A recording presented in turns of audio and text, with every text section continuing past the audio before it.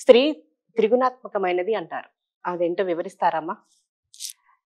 ముందుగా మనం స్త్రీతత్వం గురించి మాట్లాడుతున్నాం కాబట్టి స్త్రీ అనేటువంటి యొక్క శబ్దం గురించి ముందుగా మనం మాట్లాడుకుందాం. స్త్రీ అనేటువంటి ఒక శబ్దంలో 3 అక్షరాలు ఉన్నాయి. సకారం, రకారం, మకారం. స అంటే దేనికి సంకేతం అంటే సత్వగుణానికి, సత్వం.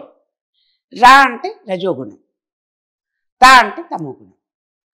అంటే సత్వరజో తమో గుణాలు ఉండేటువంటి శక్తి ఆ అమ్మవారే, శక్తి స్వరూపిణి.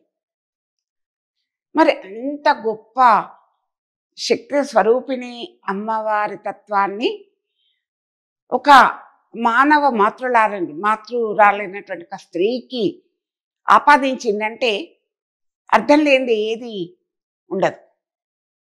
అంటే స్త్రీలో కూడా అంత గొప్పతనం ఉంది, అంత శక్తివంతమైనటువంటిది స్త్రీ అని. ఎందుకు అంటే మానవ చరిత్రకు పునాది ఆమె.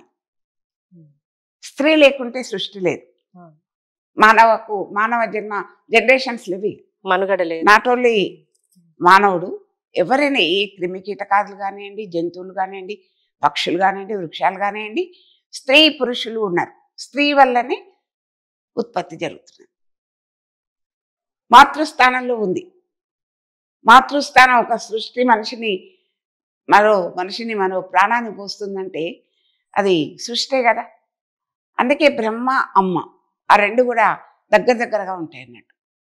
అందుకని శక్తి స్వరూపిణిగా ఉన్నటువంటి ఒక శ్రీదేవి త్రిగుణాత్మకమైనటువంటి ఒక శక్తిని స్త్రీ అనేటువంటి ఒక శబ్దంగా ఆపాదించింది. అమ్మ, ఇప్పుడు హైందవ సంస్కృతిలో అమ్మని మొదటి గురువు అన్నారు కదా, అది ఎలాగ వివరిస్తారమ్మా? అమ్మ అంటే స్త్రీనే కదా, స్త్రీనే మాతృమూర్తి. అందుకే వేదాలు మాతృదేవో భవ అని అన్నవి. ఇప్పుడు స్త్రీని ఇంత గౌరవించటానికి కారణం మాతృత్వమే అని అనుకున్నాం కదా.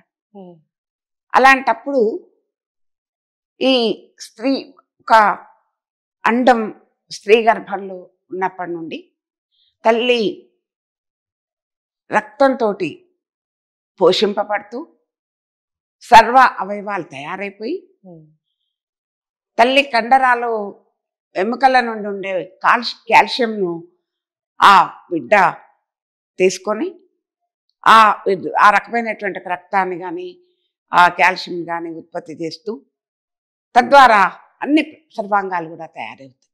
అందుకే మన ఋషులు సర్వాంగాదాత్ సంభవతి అని అన్నారు. అంటే అన్ని అవయవాలను నిర్మాణం చేసేది తల్లినే.